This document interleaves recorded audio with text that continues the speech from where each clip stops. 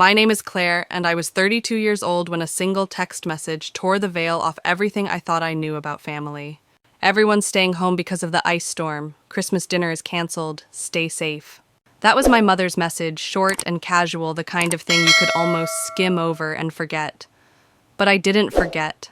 I stared at it, feeling a pang of disappointment, but told myself it was fine. Nashville winters could be rough. Maybe it was dangerous to travel. I tried to swallow the loneliness like I had so many times before. I poured a mug of hot chocolate, turned on a Christmas movie, and told myself I could survive another holiday alone. But the storm was a lie. At 3 in the afternoon, scrolling aimlessly through Instagram, my world cracked open. A photo from my cousin lit up the screen. My entire family gathered around a glittering table at Anna's house, laughing, smiling, clinking glasses.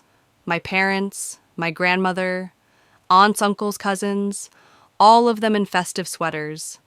And Anna, my younger sister, glowing at the center like she was born to host the perfect Christmas. Through the window in the photo, the skies were bright blue, not a drop of ice, not a flake of snow. The storm they warned me about never existed. My hand trembled as I swiped through more pictures. Dad slicing turkey with a grin, Mom arranging her signature cookies. My little nieces tearing open presents while the room erupted with laughter. Each photo was a dagger. They hadn't just forgotten me. They had conspired to erase me. The thought landed hard. How many other times?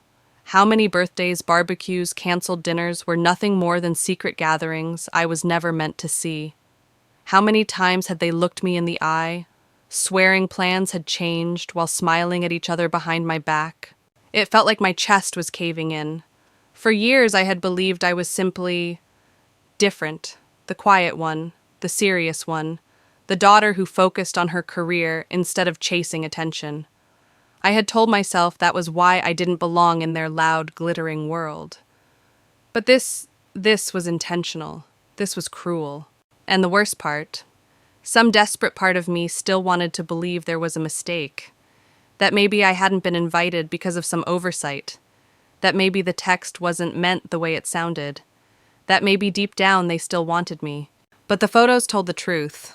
That night my apartment was silent except for the faint hum of the Christmas lights on my small tree. My hot chocolate sat untouched, cooling by the second. The movie played in the background, but I couldn't hear it anymore. I just kept seeing their faces smiling. Without me living traditions, I was never allowed to touch. And for the first time in 32 years, I admitted to myself what I had been too afraid to say. This wasn't about me being different. This was about them choosing to shut me out. I opened my phone, stared at the glowing screen, and typed a single line into my notes. This is the beginning of the end. I didn't yet know how far that moment would carry me, that it would expose years of lies, that it would drag me into a war for my own dignity, that it would end with me standing taller than I ever imagined. But I did know one thing. The storm wasn't outside. The storm was me, and it had only just started. The next morning my phone rang. My mother's voice floated through the line coated in fake warmth. "Hi, honey. Hope you had a nice, quiet Christmas. We missed you." Her words struck like glass shattering. Quiet Christmas missed me. My laptop was still open on the kitchen table, the photos glowing like evidence in a courtroom. I clenched the phone tighter, fighting to keep my voice even. "Really, because the photos say something different," I said. Silence stretched across the line. I imagined her face lips pressed tight, mind-racing for excuses. She finally stammered, "Well, Anna planned it last minute. You know how you are at gatherings, quiet, awkward. We just thought—" I cut in, voice trembling with fury. Thought what that lying would be kinder. That leaving me to sit alone on Christmas while everyone else laughed together was better than just telling the truth. Her sigh carried years of condescension. "Don't be so dramatic. Anna wanted everything perfect. We didn't want any tension." That was it. In that moment, something broke free inside me. All the canceled dinners, the barbecues I missed, the birthdays I was told no one celebrated, they all fell into place. This wasn't an isolated lie. This was a pattern, a system, a decision to cut me out again and again while feeding me scraps of excuses. "Tell me," I whispered. "How many times have you done this? How many gatherings did you lie about?" Her voice hardened. "Claire, You're being oversensitive. This is why you don't fit in. We love you, but Anna puts in the effort. You're always buried in work. I laughed bitterly. Buried in work. You mean buried in paying your mortgage? Buried in caring for Dad after surgery, that kind of work. Her mask slipped. The warmth vanished, replaced by steel. If you're going to be unreasonable, maybe it's better if we give each other some space. Call me when you're ready to be civil. The line went dead. I stared at the screen, heart hammering. 32 years of excuses suddenly reframed as deliberate choices. I wasn't the problem. I never had been. And that was the moment I made a vow to myself. No more begging for scraps. No more pretending indifference. No more silence. I began to draft an email, not to her, not to Anna. To all of them, every aunt, uncle, cousin who had smiled at that Christmas table while I sat alone. My fingers shook as they struck the keys, but the words came fast, like water bursting from a cracked dam. I saw the photos from Christmas, I typed. The dinner I was told was canceled because of an ice storm. The storm never existed. The lie was deliberate. You didn't just exclude me. You built an entire fiction so I would spend the holiday alone. I attached screenshots, my mother's text, the Instagram posts glowing with family laughter. I signed it without flourish, just my name. Then I hovered over send. This was the crossroads. The part where I could delete everything, swallow the betrayal like always, and go back to silence. Or the part where I set fire to the lies. I clicked send. Within minutes, replies lit up my inbox. Excuses, deflections, aunts claiming plans had changed last minute, uncles suggesting I was overreacting, my cousin deleting photos and messaging me privately saying I was causing drama. And then Anna's email arrived, long, smug, dripping with condescension. She wrote that I never enjoyed family gatherings, that excluding me was for my own good. She wanted a perfect holiday. She even painted herself as the victim forced to make hard choices for the sake of peace. But I didn't feel shame this time. I felt clarity. And clarity is dangerous, because once you see the truth, you can't unsee it. For years I had lived in the shadow of Anna's golden child glow, believing if I worked harder, gave more, I would finally be let into the picture. But this time I wasn't begging. This time I was documenting. I was building a record. I was drawing a line. I didn't know where this fight would lead. I didn't yet know about the secrets buried deeper than Christmas lies. But I knew one thing: I had finally picked up my own voice. And once you start speaking, you don't go back to silence. Before I go further, I want to pause for a moment. If you've ever felt pushed aside by your own family or made to feel like the outsider, you'll understand the weight of what I'm saying. And if you have, share it. Tell me in the comments where you're watching from, and if you've ever had to fight for your place in your own story. And if these stories matter to you, don't forget to subscribe. Because trust me, what came next made Christmas look like a warm-up. The storm had just touched the edges. The eye was still ahead. I didn't sleep that night. Every time I closed my eyes, I saw their faces in those photos, smiling, laughing, living a story I was cut out of. It wasn't the first time, but it was the first time I let myself admit it. Memories started flooding back. Thanksgiving just last month. I had spent hours helping Mom prepare, chopping vegetables, setting tables, carrying trays. Yet when the relatives arrived, she gushed to everyone about how Anna had done all the work. I had stood there silent, swallowing the sting, telling myself it didn't matter. 3 years ago, when Dad had surgery, I cleared my schedule and took 3 weeks off work. I cooked, cleaned, managed his medication, drove him to every appointment. Anna showed up once for an hour, took selfies, and left for a yoga retreat. Later, my parents told everyone how wonderful Anna had been, how supportive she was, how I had just done the bare minimum. And the family believed it. They always believed it. The pattern was too clear now. My entire life had been about giving, about proving, about trying to earn their approval. And every time Anna was painted in gold while I was erased. Sitting there in the dark, I realized something brutal. They had trained me to doubt myself. To believe that if I just worked harder, smiled longer, gave more, maybe I would finally be seen. That's why the Christmas lie cut so deep. Because it revealed that nothing I gave ever mattered. The game had been rigged from the start. I opened my journal, something I hadn't done in months. I wrote down everything I could remember, every canceled event, every dismissal, every wound I had minimized. The ink bled across the page, a map of betrayal stretching back decades. By dawn, I felt hollow, like I had burned through every emotion I had left. But in that emptiness, something new flickered resolve. I would not play scapegoat anymore. I would not sit quietly while Anna was lifted high on a throne built with my sacrifices. For the first time, I saw my family clearly. Not as the people who would one day see me, but as people who had chosen over and over not to. And that's when the question rose in my mind, sharp and unrelenting.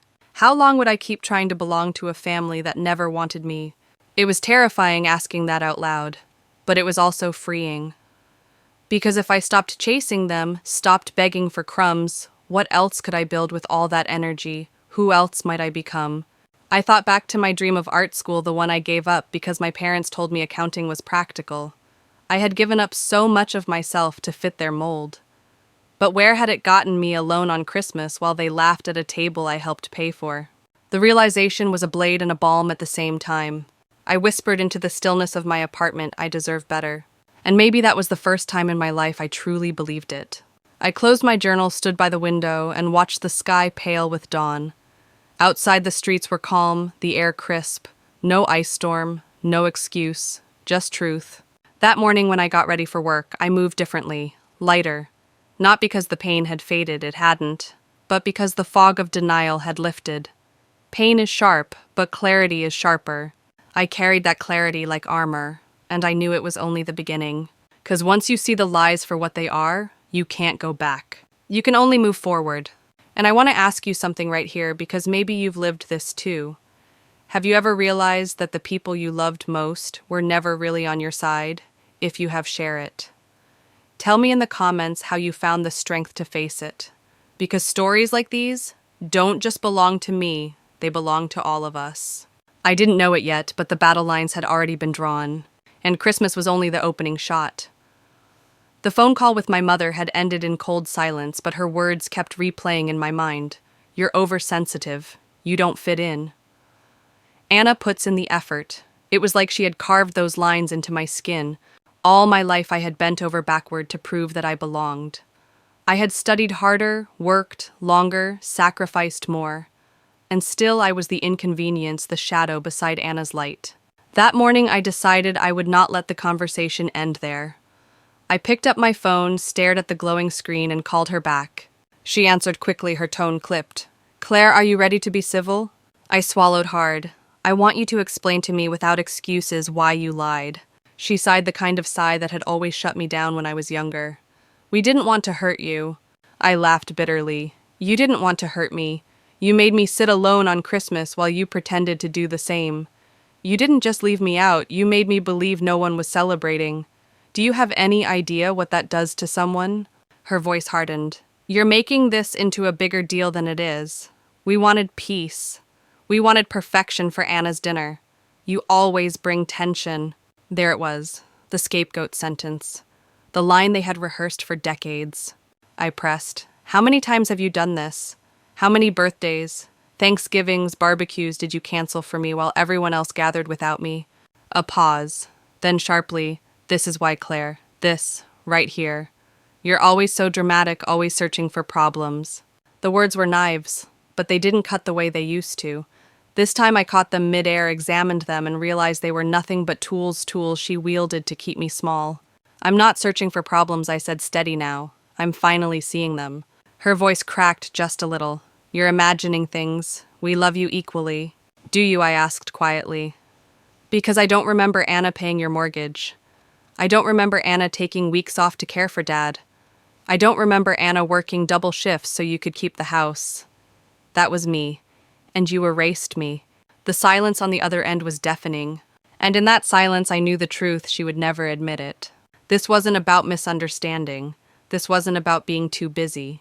This was about choice. Every lie, every dismissal, every time they had painted me as difficult, it was all part of the same decision. To keep Anna glowing while I stayed invisible. I ended the call before she could answer. My hands were trembling, but for once it wasn't from fear. It was from adrenaline, from the fire of finally standing up. I stared at myself in the mirror by the hallway. My eyes were red, my face pale. But there was something fierce there too, something I hadn't seen before. And I whispered to my reflection, no more. No more swallowing the lies. No more twisting myself into someone they might approve of. No more letting their silence define my worth. That night, I sat down at my desk and began to outline everything I had lived through. The canceled events, the dismissals, the times I gave and they erased. I was no longer trying to convince myself it was all in my head. I was documenting reality.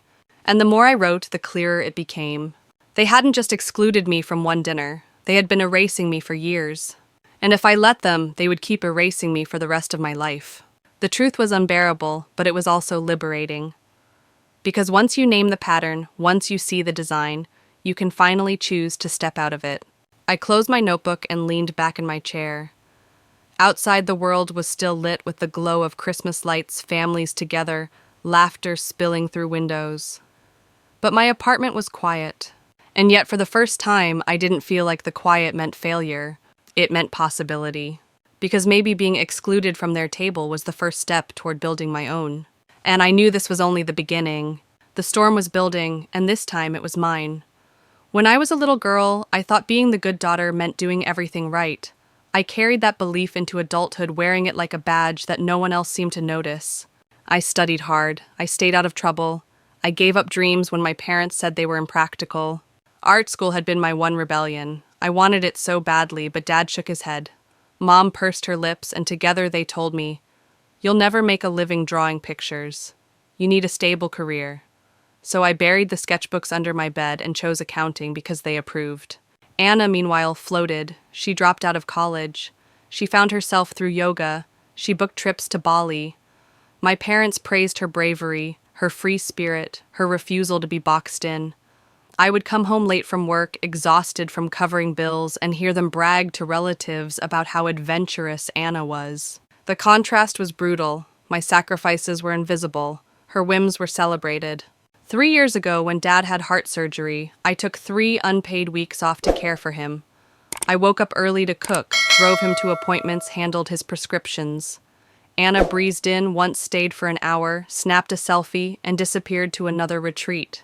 Yet somehow, in their retelling, she was the supportive daughter who carried the family through a hard time. And me, just doing what was expected. Even at Thanksgiving last month, I spent hours in the kitchen. When the family sat down to eat, Mom proudly announced that Anna had done all the cooking. My hands, raw from peeling and chopping, rested in my lap as I forced a smile. Each of these memories piled on top of each other, crushing me with their weight. I had convinced myself for years that it was fine, that family love wasn't measured in recognition. But now, with the Christmas lie still burning in my chest, I couldn't ignore it anymore. They hadn't just overlooked me. They had built a family mythology where Anna was the sun and I was the shadow. And I had gone along with it, believing if I just gave a little more, they would let me step into the light. I closed my eyes and pictured myself at 8 years old, sketchbook in hand, being told to set it aside. That little girl deserved more. She deserved to be seen. The truth hurt, but it also fueled me. Every sacrifice I had made, every dream I had buried, every time I had held my tongue, it all sharpened into a kind of clarity. I wasn't going to do it anymore. I wasn't going to keep twisting myself into shapes that pleased them, while erasing myself in the process. For once in my life, I wanted to choose me. I sat at my desk and pulled out the journal I had started the night before. This time, I didn't just write about the pain. I wrote about the pattern. I wrote about how my life had been carefully rewritten by the people who were supposed to protect me. And then I wrote a vow. I will no longer live for their approval. I will no longer let their silence define me. I read it out loud, and for the first time, it didn't feel like empty words. It felt like a promise. And if you're listening to this right now, maybe you've been there too, always giving, always sacrificing, always hoping one day they'll see you. If that's you, I want you to take this as your sign. You don't need their approval to be worthy. You don't need their recognition to be real.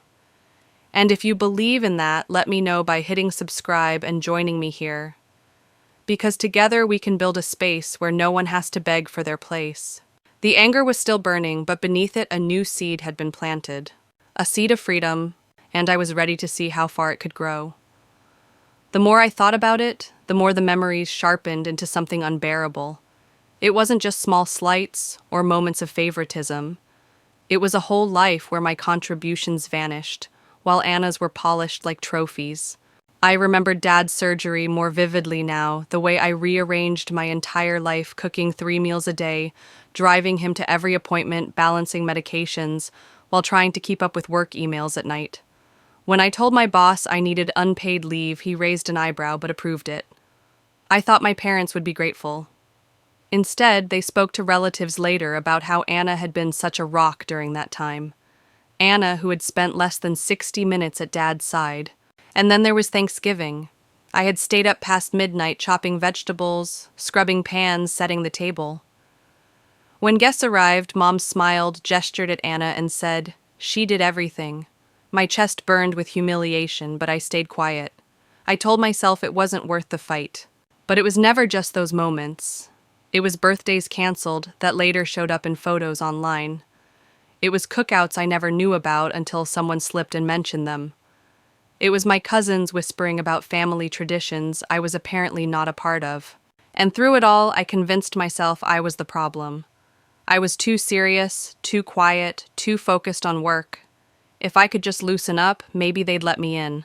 But Christmas changed everything, because for the first time I saw that the story I had believed that I wasn't good enough wasn't true.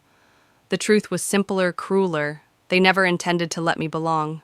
That realization cut deep, but it also gave me power. Because if I wasn't the problem, then I didn't have to keep twisting myself to fit their mold. I walked through my apartment, the quiet pressing in around me, and I saw it with new eyes.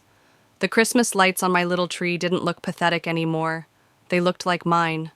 The hot chocolate I made wasn't a consolation prize. It was my own tradition. I had always measured myself against their approval, but maybe I could start measuring myself by something else. Still, there was no escaping the anger. It boiled under my skin. Not only had they lied to me, but they had lied with ease as though I didn't matter enough to deserve honesty. And then they had the audacity to act like I was the one making trouble for seeing through it. That fury hardened into resolve. I wasn't going to swallow it this time. I sat at my laptop and reopened the draft of the email I had already sent. I reread my words, the screenshots attached, the undeniable proof. My hands no longer trembled. For once I felt steady. The responses from my relatives flashed in my mind. "You're overreacting." It was last minute. Don't cause drama. But I saw those for what they were, attempts to preserve the lie. Attempts to keep Anna on her pedestal and me in the shadows. Not anymore. I pressed record on a voice memo. I spoke aloud every truth I had been too scared to say. The pattern of lies, the favoritism, the sacrifices erased. The way my family had rewritten history with Anna as the heroine and me as the burden. My voice shook at first, but then it grew stronger, steadier. By the time I stopped, my throat was raw, but I felt lighter. Because naming the truth out loud is a kind of freedom. And in that freedom, a thought emerged, one that scared me, but also thrilled me. If they could lie so easily, what else had they hidden from me? I didn't have the answer yet, but I knew one thing: I was finally ready to find out. And for the first time in my life, the silence of my apartment didn't feel like abandonment. It felt like possibility. The email I sent to my entire family was like throwing a rock into still water. The ripples came back fast and sharp. Within hours, my inbox filled with replies, some indignant, some dismissive, none apologetic. My Aunt Marie wrote, "We thought you knew plans had changed. It was a misunderstanding." Uncle Robert typed, "You're overreacting. It was just one dinner." My cousin deleted every Christmas photo from Instagram, then sent me a private message. "You're causing unnecessary drama. Let it go." And then came Anna's email, long, polished, dripping with condescension. She wrote about how I never make an effort at family events, how she just wanted one perfect holiday without me sulking in the corner. And worst of all, she claimed excluding me was for my own good, because clearly I didn't enjoy family gatherings anyway.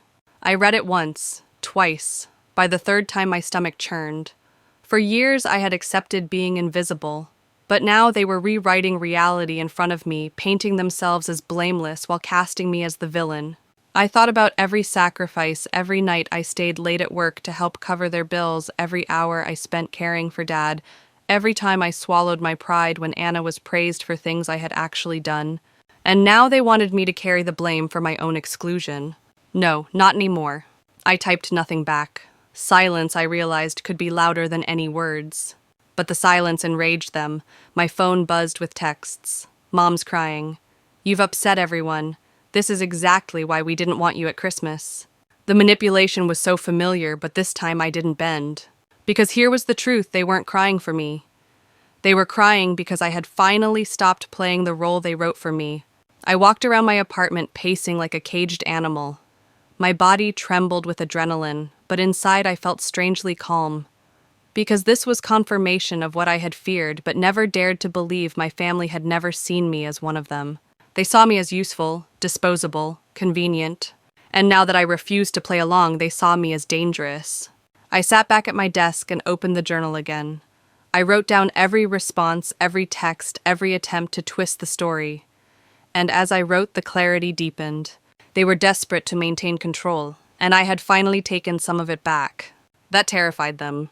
For the first time, I didn't feel like the powerless daughter standing in the corner of the family photo. I felt like someone holding the camera, documenting everything. And I realized something else. If they could lie this easily, then maybe the Christmas dinner wasn't the biggest betrayal. Maybe it was only the surface of something deeper. The thought chilled me, but it also ignited me. I had spent my whole life avoiding conflict. Now I found myself hungry for the truth, no matter how ugly it was. I didn't know yet that the truth would involve stolen inheritance and forged documents. I didn't know it would lead to lawyers, police, and public disgrace. All I knew was that I had stepped onto a path I could never leave. Because once you see the lie, you can't unsee it. You can only follow it to the end. And let me ask you something, because I know I'm not the only one. Have you ever uncovered a family lie that changed everything you thought was true? If you have, share it in the comments. Tell me how you handled it. Your story might be exactly what someone else needs to hear right now. That night I placed my pen down, closed my journal, and whispered into the quiet, "This isn't just about Christmas anymore. This is about my life." And I meant every word. The backlash came harder than I expected. My mother began showing up at my workplace unannounced, standing in the lobby with tears in her eyes, telling anyone who would listen that her daughter was having a breakdown. The first time it happened, I froze. My coworkers stared, whispering, as she sobbed and demanded I come to my senses. Anna took to social media. Vague posts appeared every few hours. Sometimes cutting out toxic people is the only way to find peace. Or family is everything unless someone doesn't value it. I read those words late at night, bile rising in my throat, knowing exactly who they were aimed at. And my father, he sent an email so cold it nearly made me laugh. "Respect family privacy," he wrote. "Stop airing dirty laundry. If you continue, you'll find yourself cut out of the will." The will, as though there was anything left for me to lose. It was surreal watching them twist the narrative so violently. They weren't denying what they'd done anymore. They were rewriting the story so that I was the aggressor, the unstable one, the reason for the fracture. But the strangest thing was this: instead of breaking me, it strengthened me. Every manipulation, every accusation, every attempt to silence me became proof that I was right. Proof that the pattern I had uncovered wasn't paranoia. Proof that my family operated on lies and control. I stopped answering their calls. I stopped explaining myself to relatives who demanded I be reasonable. For once, I didn't feel guilty for choosing silence. Silence, I realized, was power. Still at night when the world was quiet, doubt crept in. What if they were right? What if I really was the problem? The thought circled in my head, the old conditioning pressing against my new clarity. But then I'd remember that Christmas table glowing with warmth I had been denied. I'd remember my mother's words, "You always bring tension," and the doubt would burn away. I wasn't the problem. I never had been. 1 week after sending that email, I got a message I didn't expect. It wasn't from family. It was from Rachel, an old friend of my parents. She had managed their finances years ago before retiring. Her message was short. "Claire, I've seen what's happening. There's something you need to know. Can we meet? At first I hesitated. My trust was fractured, my heart already raw. But something in her words felt urgent, waited. So I agreed. We met at a quiet cafe downtown, tucked away from the bustle of the city. Rachel looked nervous, her hands clutching a manila envelope. She slid it across the table. "I've carried this guilt for years," she said. "But after what they're doing to you now, I can't stay silent anymore. Your father swore me to secrecy, but you deserve the truth." I opened the envelope and my world tilted. Bank statements, legal documents, transfers, numbers highlighted and circled. I read, and my hands began to shake. According to those records, my grandfather had left nearly $300,000 for my education and future. Money I had never seen. Rachel's voice was quiet but firm. "Your father was the trustee. He was supposed to release it to you when you turned 25. Instead, he moved everything into Anna's accounts. He used it to fund her lifestyle and her businesses, the yoga studios, the retreats, all of it." The words blurred. My student loans, the nights I worked overtime, the times I handed my parents money for bills while eating ramen for dinner. All while they sat on my inheritance, funneling it into Anna's adventures. And there was more. Property deeds, sales I didn't recognize. A power of attorney form I had signed at 18, believing it was for medical emergencies, had given them full control. They had sold what was supposed to be mine without a word. I felt sick. Betrayed didn't even cover it. But underneath the sickness was something else. Fire. Because now I had more than feelings, more than suspicions. I had proof. And with proof, the game had changed. The documents spread across my table like shards of broken glass. Numbers, transfers, signatures, every page was a piece of the puzzle I hadn't known I was missing. $300,000. That was what my grandfather had left for me, money that could have freed me from debt, from endless overtime, from years of scraping by. Instead, every dollar had gone to Anna. Yoga studios, retreats in Bali, failed business ventures that my parents had applauded as bold risks. All of it funded with money meant for me. Rachel sat across from me, her face pale. "Claire, I tried to speak up years ago, but your father threatened to ruin me if I ever said a word. I was younger than afraid. But after seeing how they humiliated you this Christmas, I couldn't stay silent anymore." Her voice blurred as my mind spiraled. I thought of the student loans I was still paying off. The years I skipped vacations, skipped dinners out, skipped basic comforts because I believed we were all struggling together. I remembered Dad thanking me for covering part of the mortgage, Mom sighing with relief when I slipped her grocery money. They had taken everything I had, and all along they were stealing from me behind my back. I wanted to scream. Instead, I pressed my palms flat against the documents and whispered, "They watched me drown while holding the life raft." Rachel leaned forward. "It's more than unethical, Claire. It's illegal. The power of attorney they had you sign at 18, it gave them full rights. They used it to sell property meant for you. They funneled it into Anna's accounts. This wasn't carelessness. It was theft." The word rang in my ears, theft. For years, my family had called me ungrateful, too serious, too cold. And now I saw the truth. They were covering their tracks. Every dismissal, every manipulation, every time they told me I was the problem. It had all been a smokescreen to hide the fact that they were robbing me blind. I leaned back, my throat tight. Why now? Why tell me this after so many years? Rachel's eyes glistened. "Because they're painting you as unstable, Claire. I saw your mother's posts, Anna's updates. They're discrediting you before you can discover the truth. I won't let them bury you, not again." Her words cut through the haze. They weren't just protecting Anna. They were trying to destroy me before I could expose them. And suddenly I understood why my father's email had threatened to cut me out of the will. Why my mother showed up crying at my workplace. Why Anna was poisoning the waters on social media. They were panicking. Because for the first time, I wasn't playing along. I gathered the papers, stacked them neatly, and slid them back into the envelope. My voice was steadier than I felt. "Thank you, Rachel. This changes everything." That night, I spread the documents across my desk again, this time with a different set of eyes. Not the wounded daughter desperate for recognition, but the accountant, the professional, the woman who knew how to follow numbers, how to trace every hidden trail. I highlighted transfers, circled dates, created spreadsheets of their crimes. Each click of my keyboard was a step closer to freedom. I wasn't just their scapegoat anymore, I was their reckoning. And as I leaned back in my chair staring at the mountain of evidence, a thought settled deep in my chest. This wasn't just about betrayal, this was about justice. And justice I knew was coming. But here's the thing, what I uncovered next went even deeper than stolen money. It reached into every corner of my life I thought I understood. And if you think the inheritance was the worst of it, stay with me. Because the truth waiting just around the corner, it made Christmas dinner look like child's play. The storm was no longer on the horizon. It was at my door.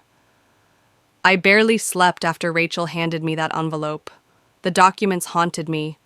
Every page was proof that my life had been rewritten by the very people who were supposed to protect me.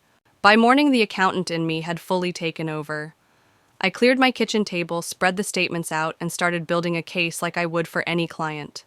Transfer dates, dollar amounts, handwritten notes in the margins.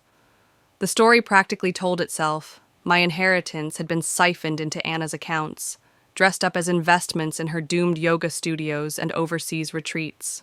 Every receipt of mine, every student loan bill, every rent check, every overtime hour flashed in my mind. I had lived with constant sacrifice, while Anna lived in luxury off my grandfather's gift. It wasn't just theft, it was betrayal so calculated it left me breathless. I picked up my phone, scrolled through old texts from my parents, and suddenly every word read like a performance. We're so proud of Anna chasing her dreams. Claire, could you cover the utilities this month? Anna's yoga retreat is such a brave step. Brave. It was bankrolled. By me. I caught my reflection in the window, tired eyes, clenched jaw. But behind the exhaustion was something new, rage sharpened into determination. I called a lawyer that afternoon. Her name was Sarah Chen, a specialist in estate fraud. I walked her through the documents, my voice shaking. She listened quietly, flipping through page after page. When she looked up, her expression was grave. "This is clear exploitation," she said. "Your parents abused their role as trustees. They used your power of attorney illegally. We can pursue criminal charges if you want to go that route." Criminal. The word chilled me. Taking them to court would mean destroying whatever was left of our family. But hadn't they already destroyed it? I stared at the envelope, the highlighted lines, the empty spaces where my future should have been. And I thought about the phone call on Christmas morning. Hope you had a nice, quiet Christmas. We missed you. The casual cruelty of it. The gall. If they could rob me of $300,000 and years of stability, what was left to protect? Still part of me hesitated. This was my family. The same family I had sacrificed for. The same parents I had cared for when they were sick, defended when others criticized, carried when money was tight. Could I really drag them into a courtroom? I leaned back in my chair, my hands pressed to my face. The weight of decades pressed against me. But then I remembered that little girl with the sketchbook told she couldn't dream because she needed to be practical. I remembered every holiday I spent in the shadows, while Anna was showered with praise. I remembered sitting alone on Christmas, believing I was unworthy, when the truth was, they had written me out of the script on purpose. And I realized protecting them meant destroying me. That was a price I was no longer willing to pay. Sarah slid a card across the desk. Think it over. But know this, if you pursue it, you have a strong case. I tucked the card into my pocket, my fingers trembling. The decision weighed heavy, but clarity pulsed beneath the fear. Because this wasn't just about money anymore. It was about identity. It was about reclaiming the years they had stolen, the voice they had silenced. That night, as I filed documents into folders, I whispered to myself, they took everything. Now they'll see what happens when I fight back. And let me ask you, what would you do in my place? If you discovered your family had stolen not just money, but years of your life, would you go to court? Would you expose them? Share your answer in the comments, because this isn't just my story. It's a question of what any of us would do when blood becomes betrayal. I placed the final folder on the table, exhaled slowly, and felt the storm inside me settle into something unshakable. The time for silence was over. The fight had only just begun. The next few days became a blur of spreadsheets, folders, and late nights hunched over my laptop. I was no longer just Claire, the quiet daughter who got overlooked. I was an accountant building the most important case of my life against my own family. I traced every transaction Rachel had given me. Transfers labeled as business expenses that went directly into Anna's accounts. Payments marked family support that lined up with her trips to Bali. Property deeds signed away under my so-called authorization. Each discovery felt like a knife, but also like fuel. For years, they had painted me as boring, just an accountant, they would say, dismissing my career as lifeless compared to Anna's colorful adventures. But now, it was this very skill they had belittled that would expose them. My boring spreadsheets were about to become their undoing. Still, the emotional cost was heavy. Every time I highlighted another theft, I remembered the sacrifices I had made. The ramen dinners when I gave them grocery money. The overtime hours when I covered their mortgage.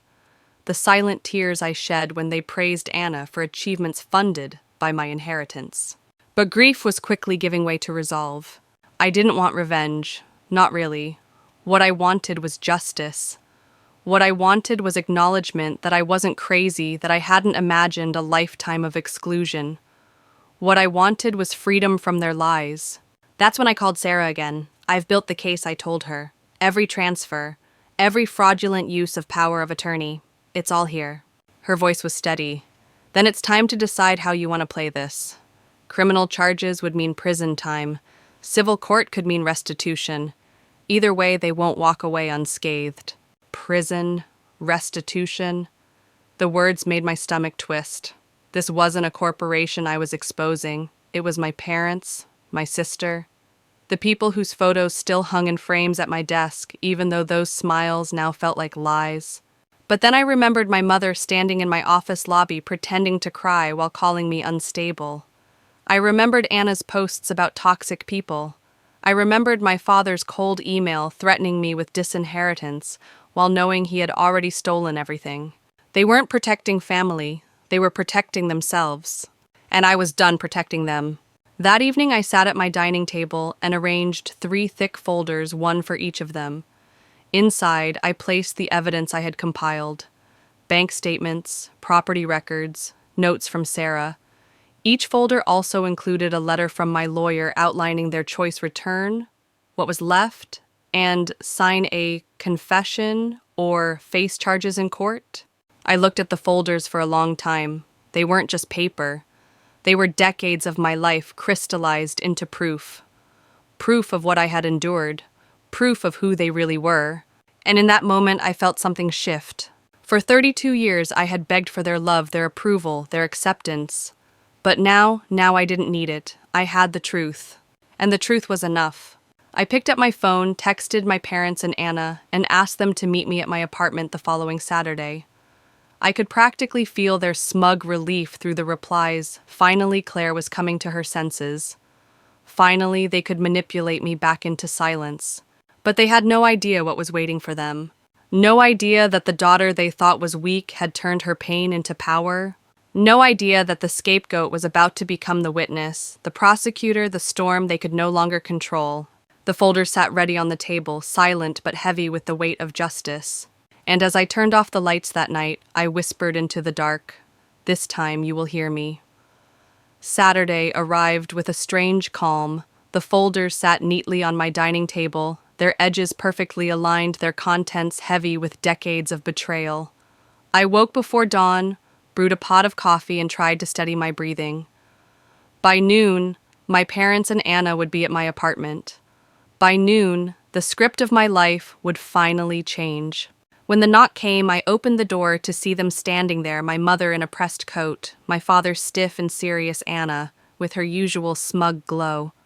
They stepped inside as though nothing was wrong, as though this were a casual visit. Claire, my mother, said, her voice syrupy sweet. "We're so glad you've come to your senses. Let's put this unpleasantness behind us." I didn't answer. I gestured toward the table where 3 folders waited. They sat looking expectant, certain I would apologize for embarrassing them. I slid the folders across the table. "Before anyone says a word, I suggest you read." My father frowned, flipping open his.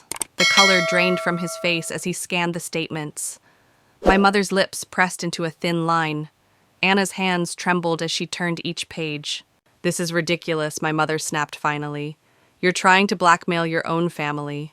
I met her eyes. No, I'm giving you a choice. Return what's left of my inheritance with interest. Sign the confession, or I take this to the police. My father's jaw tightened. Rachel had no right. You had no right, I cut in my voice sharp. You stole from me for years. You used a power of attorney I didn't understand to sell what was mine. You funded Anna's lifestyle with my future. Anna burst into tears. I didn't know they told me it was from their savings. I leaned forward, calm but firm. Don't lie. The transfers went straight into your accounts. You knew. My mother reached for her usual weapon, guilt. Think about what this will do to the family. What will people say when they find out you dragged us through the mud? I almost laughed. You should have thought about that before you stole hundreds of thousands of dollars from your own daughter. The silence that followed was thick, electric. My father clenched his folder. My mother shook her head as if she could will the truth away. Anna sobbed into her hands. You have 48 hours, I said evenly. Either make this right or I go to the authorities. They left in a flurry of panic, my father practically dragging them out the door. I watched from the window as their car sped away, the storm inside my chest finally finding its voice. For the rest of that day, my phone lit up nonstop. Messages flooded the family group chat, accusations, denials, pleas. Aunts and uncles telling me to be reasonable, cousins calling me dramatic. Every word was an attempt to shift blame back onto me. But I didn't flinch. I had proof, and for once that was louder than their voices. That night I sat alone in the quiet, staring at the folders still spread across my table. The clock ticked steadily toward midnight each second, a reminder that the countdown had begun. 48 hours. Either they confessed, or I would burn down the facade they had spent their lives protecting. And for the first time, I didn't feel scared of what came next. I felt ready. And here's the part where I want you to lean in, because what happened after those 48 hours wasn't just about money. It wasn't just about family. It was about something so much bigger, something that would change the course of my life forever. Stay with me, because the twist that came next made every betrayal before look small. The storm wasn't coming anymore. It was here. The next 48 hours felt like standing in the eye of a hurricane. Outwardly calm, but inside, every nerve in my body hummed with anticipation. I waited. At first I hoped they might do the right thing, that maybe, just maybe, my parents would realize the weight of what they had done and sign the confession. But the silence from their side spoke louder than any words. On the second day, the storm broke. I woke to a flood of messages in the family group chat. My mother insisting I was confused. My father claiming I had misinterpreted financial documents. Anna begging me to reconsider, saying I was tearing the family apart. But the most telling message came later. If you pursue this, you'll regret it. We know how to protect ourselves. They weren't choosing honesty. They were choosing war. That afternoon, Rachel called me, her voice low. They're moving money, closing accounts, trying to cover their tracks. Exactly as I expected. I hung up the phone and felt something click inside me. They weren't just refusing to make amends, they were doubling down. And that told me everything I needed to know. I picked up the folders, tucked them into my bag, and walked straight to Sarah's office. She looked up when I entered, eyes narrowing at the set of my jaw. They didn't confess, did they? She asked. No, I said flatly. They tried to bury it, so now we make it official. That evening, the paperwork was filed. By morning, the authorities had everything: the bank statements, the forged signatures, the fraudulent transfers. And then the dominoes started to fall. The first was my father, arrested at his workplace, marched out in handcuffs as stunned colleagues whispered behind their hands. The second was Anna. Her yoga studio, the crown jewel of her curated lifestyle, was seized as an asset purchased with stolen funds. The third was my mother. She was taken into custody during a charity committee meeting, her carefully polished reputation crumbling in front of her friends. News spread fast.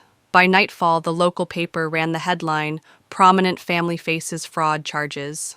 The family group chat went eerily quiet. The same relatives who had once told me to be reasonable now had nothing to say. Silence had never felt so satisfying. But even in that moment of vindication, I didn't feel joy. I didn't pump my fist or laugh in triumph. I simply exhaled long and steady, as though I had been holding my breath for 32 years. This wasn't revenge, this was release. For the first time, I felt free from the web of lies, manipulations, and false narratives that had bound me for so long.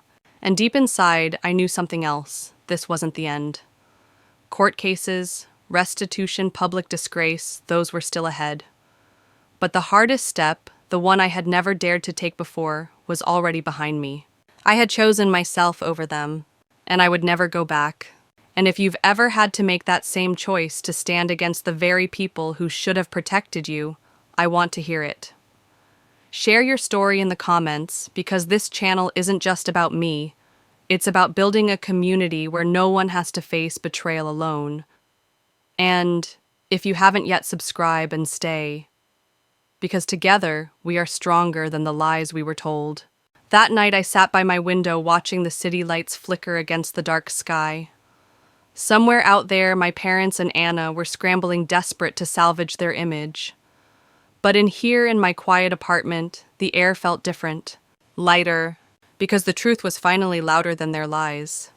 The arrests shattered the image my family had built for decades. I sat in my office the morning the news broke, sipping coffee as coworkers whispered over the headlines on their phones. The photos were everywhere, my father in handcuffs, my mother escorted from a meeting, Anna standing outside her shuttered studio with mascara-streaked cheeks. The perfect family was gone. The group chat exploded again, but this time the tone was different. No more smugness, no more lectures, just chaos. Some relatives demanded explanations, others begged me to drop the charges for the sake of the family name. A few stayed silent, probably calculating how to distance themselves. But I didn't respond, because for once I didn't owe anyone an explanation. Instead, I watched as the community around my parents unraveled. Neighbors whispered. Friends who had once sung their praises now avoided eye contact. The charities my mother ran stepped back, announcing suspensions of her duties. Anna's students demanded refunds, realizing their tuition had been built on fraud. And through it all, I felt relief, not glee, not vengeance. Just the simple, quiet relief of truth finally standing taller than the lies. Still, I couldn't ignore the storm brewing behind the scenes. My father's lawyer filed motions. My mother tried to discredit Rachel, spinning stories of her mismanagement. Anna's friends launched online defenses, painting me as the jealous sister who wanted attention.